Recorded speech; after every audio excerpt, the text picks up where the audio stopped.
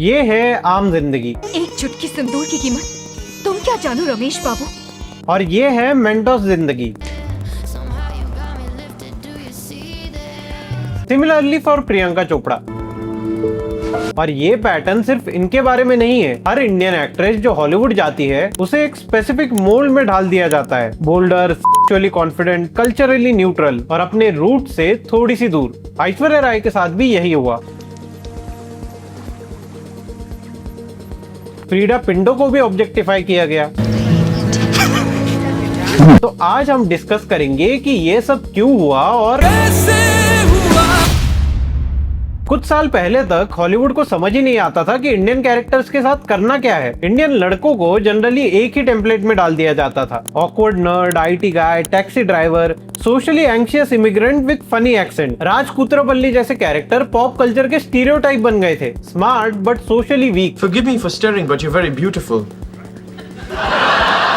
और इंडियन लड़कियों के भी बस दो वर्जन होते थे, या तो exotic eastern beauty, mysterious, spiritual, sari पहनने वाली, या फिर ऑप्रेस्ड ट्रेडिशनल गर्ल जो स्ट्रिक्ट पेरेंट्स, अरेंज मैरिज और कंजर्वेटिव कल्चर में ट्रैप्ड है। लेकिन फिर एक इंटरेस्टिंग शिफ्ट आया। हॉलीवुड ने हमारी लड़कियों को मॉडर्नाइज करना शुरू कर दिया। अब वो बोल्ड है, सेक्सुअली एडवेंचरस है, हुकअप्स एक्सप्लोर कर रही है, ट्रेडिशन से एम्बैरेस्ड है, फैमिली एक्सपेक्टेशन से फाइट कर रही है और वेस्टर्न लाइफस्टाइल को फ्रीडम की तरह डिस्कवर कर रही है। अब एक बार अगर आप इस पैटर्न को देख लो तो हर जगह वही दिखाई देता है। नेवर हैव आई एवर देखो, क्वांटिको देखो, ब्रिजर्टन देखो, द मिंडी प्रोजेक्ट देखो। Different writers, different genres, different stories, but same emotional template. Indian origin girl navigating strict family, awkward traditions, sexual awakening, rebellion, liberation, western validation। और यही से चीज interesting हो जाती है। पहले हॉलीवुड कहता था, मतलब उनका स्टीरियोटाइप था कि इंडियन फीमेल अपने कल्चर की वजह से ट्रैप्ड है। नया स्टीरियोटाइप कहता है कि वो तब फ्री होती है जब वो अपने कल्चर से डिस्टेंस बना लेती है। बट दोनों में इंडियन लड़की को एक ही चीज कही जाती है,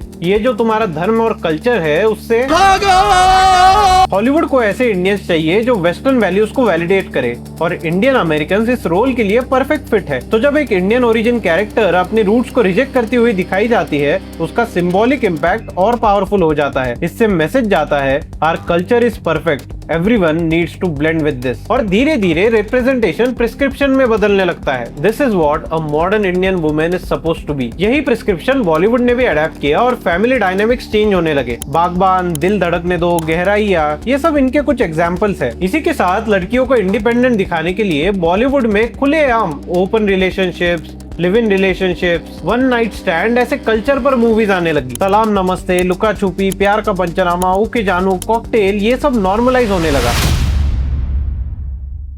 अगर आप पुराने हॉलीवुड मूवीज को देखो तो इंडियन लड़कियों को मोस्टली कॉलोनियल गेज के थ्रू पोर्ट्रे किया जाता था। Traditional girl trapped in arrange marriage जिसको एक व्हाइट बंदा आके रेस्क्यू करेगा। इंडियन कल्चर का मतलब पिंजरा था और वेस्टर्न मॉडर्निटी का मतलब फ्रीडम था। लेकिन स्ट्रीमिंग एरा में स्टीरियोटाइप अपडेट हो गया। अब इंडियन लड़की ट्रैप नहीं है, वो एस्केप कर रही है। Escaping from family structures, religion, society etcetera. This is mainly because western entertainment liberal individualism को एक कल्चरल प्रेफरेंस की तरह नहीं बल्कि ह्यूमन प्रोग्रेस के फाइनल स्टेज की तरह ट्रीट करता है। मतलब घर बार छोड़ दिया, तुम खुद के लिए जी रही हो तो तुम इंडिपेंडेंट हो। And to be fair, second generation immigrant kids generally ऐसे क्वेश्चन फेस करते हैं। But my point is, where is the Indian origin girl who is modern, ambitious, confidence और साइमल्टेनियसली डीपली रूटेड? वो लड़की कहाँ है जिसके लिए स्पिरिचुअलिटी का मतलब स्ट्रेंथ है? वेस्टर्न ऑडियंसेस को ये स्टोरीज इसलिए अच्छी लगती है क्योंकि इवेंचुअली ये कैरेक्टर्स उनके कंक्लूजन तक ही पहुंचते हैं। जो ऑलरेडी एग्जिस्टिंग वेस्टर्न अजम्पशन है उन्हीं को वैलिडेट किया जाता है, और इसीलिए इमिग्रेंट डॉटर तब रिलेटेबल बन जाती है जब वो सेम वैल्यूज अडॉप्ट कर लेती है। और यही पैटर्न बार बार रिपीट होता है। Take example of never have I ever. Devi का कैरेक्टर ध्यान से देखो, उसकी प्राइमरी इमोशनल ऑब्सेशन क्या है? Dating, popularity, male validation, American teenage culture में फिट होना। और ऑब्वियसली टीनेज अट्रैक्शन नॉर्मल है, but the interesting point is framing. Indian culture हमेशा ऑकवर्ड तरीके से प्रेजेंट किए जाते हैं। Every day I said, no matter why you have chosen to curse them, please cure her as a reward for my virtue. Thank you. I'm sure it was your prayers that did it. उसकी माँ emotionally controlling और culturally rigid दिखाई जाती है। No child of mine shall go to someone's house in the evening without taking a delicious box of confections for the parents. Maybe she's family, she's bettering her life, you could actually learn a little bit from her. I bet she doesn't let her textbooks fall on the floor. Indian identity एक बोझा है जिसको देवी को negotiate करना पड़ता है। Transformed by the local Hindu association. So, why are you at this lame fest? I actually really wanted to come. To Ganesh Puja at a public high school in the valley? Meanwhile western teenage culture को neutral default setting की तरह present किया जाता है और यही असली asymmetry है। Offerings to Ganesh, like you're sitting there and a man is saying Sanskrit that nobody understands, and you have to repeat it. Everybody repeat after. American hookup culture को ऑलमोस्ट कभी भी क्वेश्चन नहीं किया जाता। Western characters psychologically complete treat होते हैं। Devi treat होती है as someone evolving towards them. Show कब पूछता है कि हुकअप कल्चर ही शायद इस इमोशनल कंफ्यूजन का कारण होगा। What if validation seeking is unhealthy? पर ऐसे शोज ये सब सवाल नहीं पूछते। Once you notice this pattern, आपको सेम आर्च टाइप हर जगह दिखाई देगा। Modern Indian origin girl who rebels against tradition explores sexual freedom. The Mindy project ने इसे कॉमेडी के थ्रू अप्रोच किया। मिस मार्वल कंपैरेटिवली बैलेंस था। Kamala, another Avengers shirt. Cute. She thinks I'm some kind of weirdo. You are weirdo. But the reason for balance here is the female character was Khan. इसलिए इसमें family और faith को oppressive नहीं बताया गया। I spend too much time in Fantasyland. That is not you. और फिर compare करो चिल्ड्रंस कंटेंट से, लाइक मीरा रॉयल डिटेक्टिव। जब टारगेट ऑडियंस बच्चे होते हैं तो इंडियन कल्चर सडनली कलरफुल बन जाता है। बट जैसे ही ये मूवीज या series Prestige adult story telling zone में एंटर करते हैं तो इंडियन आइडेंटिटी साइकोलॉजिकल ऑब्स्टिकल बन जाती है जिसे प्रोटैगनिस्ट को ओवरकम करना है। और इसी रिप्रेजेंटेशन का सबसे बड़ा इम्पैक्ट है। कैरेक्टर्स बताते हैं this is what confidence looks like, this is what modernity looks like, this is what empowerment looks like. और अगर आप इस टेम्पलेट में फिट नहीं होते तो आपको आपके आइडेंटिटी आउटडेटेड लगने लगती है। नाउ लेट्स सी कि इंडियन एक्ट्रेस हॉलीवुड एंटर करती है तो एक स्पेसिफिक टाइप का ट्रांसफॉर्मेशन क्यों दिखाया जाता है। Take Priyanka Chopra for example.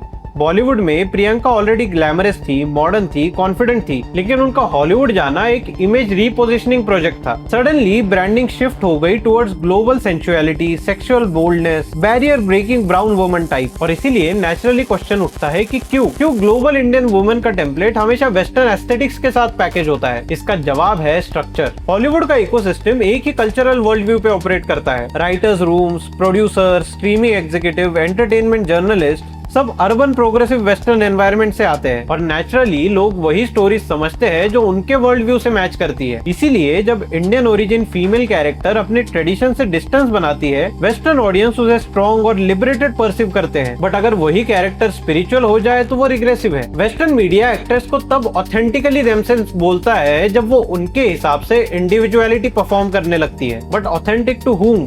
Authentic to themselves या ऑथेंटिक टू वेस्टर्न ऑडियंस? अब देखो, सच कहे तो ये एक्ट्रेस भी विक्टिम नहीं है। इन्होंने स्ट्रेटेजिक डिसीजंस लिए हैं। हॉलीवुड एक मार्केट है और हर मार्केट कुछ एस्थेटिक्स रिवॉर्ड करता है और कुछ एस्थेटिक्स इग्नोर करता है। नेचुरली एक्टर्स उसके हिसाब से अडेप्ट करते हैं। The interesting part is not the actress, वो है system. Why does the market repeatedly reward this version of Indian woman? और ये बस हमारे साथ होता है। अब बाकी एंटरटेनमेंट इंडस्ट्रीज को अगर देखो, के पॉप ग्लोबली सक्सेसफुल हुआ while preserving Korean identity. Japanese media unapologetically Japanese ही रहा, लेकिन इंडियन क्रॉसओवर टेम्पलेट हमेशा एसिमिलेशन हेवी फील होता है। This might be because Indian elite aspiration historically western validation के साथ डीपली कनेक्टेड रही है। ग्लोबल का मतलब ग्रेजुअली वेस्टर्न एक्सेप्टेंस बन गया और उसके पीछे का रीजन है सॉफ्ट पावर।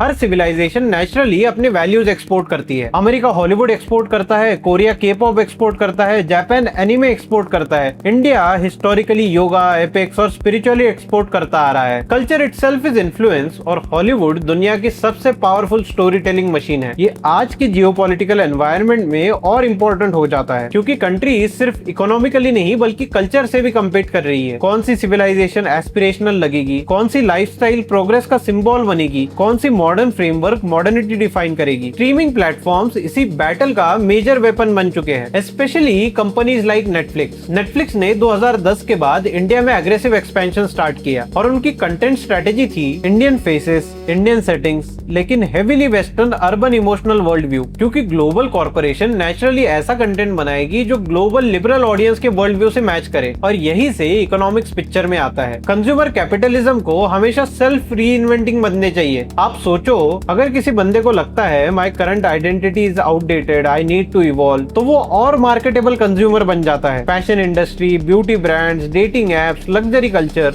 सबका धंधा बढ़ता है और इस सब का पेट्रोल है आइडेंटिटी एंग्जाइटी। इसीलिए कॉर्पोरेट्स भी प्रोग्रेसिव रिप्रेजेंटेशन पुश करते हैं। एक sexually liberated Indian female protagonist western audiences को अपील करती है, this platform is modern, this brand is progressive. मतलब कैरेक्टर का कल्चर खुद रॉ मटेरियल बन जाता है किसी और के मॉरल पोजीशनिंग के लिए।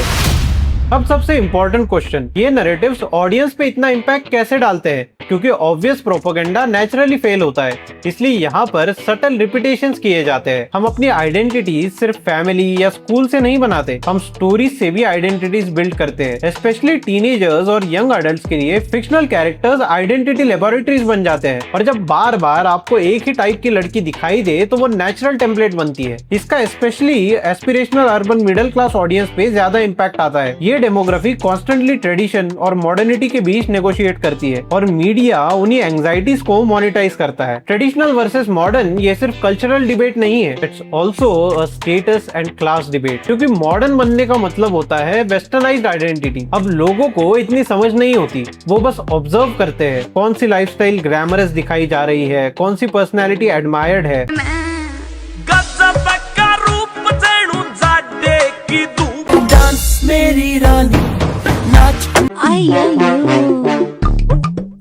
और फिर नेचुरली यंग पॉपुलेशन उसी डायरेक्शन में भागने लगता है। And that's the power of fictional representation, specially जब अल्टरनेटिव जीरो हो। अगर देवी को डोमिनेंट इंडियन टीनेज रिप्रेजेंटेशन दिया जाता है तो that becomes a reference point और फिर एक सटल शेम मैकेनिज्म एक्टिवेट होता है। कोई डायरेक्टली नहीं बोलता कि be ashamed of your culture, but आपको सटल हिंट्स मिलने लगती है। नाउ इफ यू रिमेंबर, हमने एक पैराडॉक्स से शुरुआत की थी, visibility was meant to be progress. पर जब ऑलमोस्ट हर इंडियन लड़की ऑन स्क्रीन अपनी कल्चरल इनहेरिटेंस के अगेंस्ट डिफाइन की जाती है तो सवाल आता है वो स्टोरी एक्चुअली किसके लिए बनी है? क्योंकि कई बार इंडियन कैरेक्टर खुद एक इंसान कम और सिंबॉलिक व्हीकल ज्यादा बन जाता है, vehicle for western consumer culture. So the important thing to understand is this is total western propaganda to sell us their values. और इसी चीज से हमें सावधान रहना चाहिए क्योंकि सनातनी Hindu culture is probably the most liberal culture in the world. तो ये था आज का वीडियो गाइस। अगर आपको पसंद आया होगा तो लाइक, शेयर और सब्सक्राइब जरूर करना। मिलते हैं आपसे अगले वीडियो में, तब तक के लिए जय जय श्री राम।